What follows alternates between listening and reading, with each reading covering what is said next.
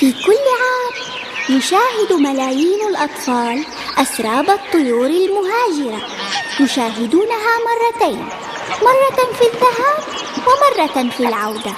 ولكن لماذا تهاجر الطيور؟ ولماذا تعود؟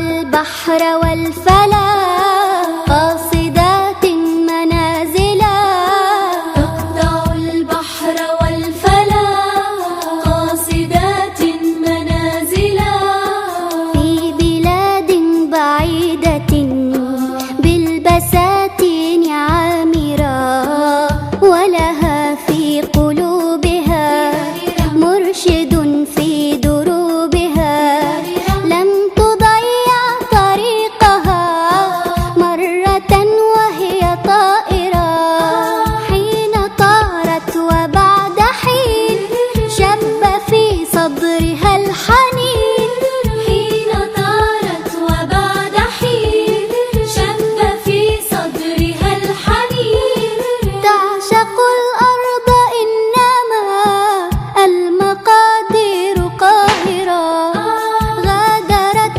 أرضها التي ذات حسن وبهجة، غادرت أرضها التي ذات حسن وبهجة، غادرت إنها على بردها غير قادرة، وهي مهما تغربت في البراري وسافرت، وهي مهما تغربت في البراري وسافرت، سوف تبقى بلادها في الأحاسيس حاضرة، في الأحاسيس حاضرة.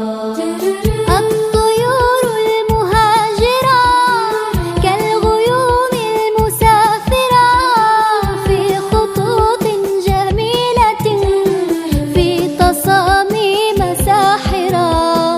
الطيور المهاجرة كالغيوم المسافرة، في خطوط جميلة في تصاميم ساحرة.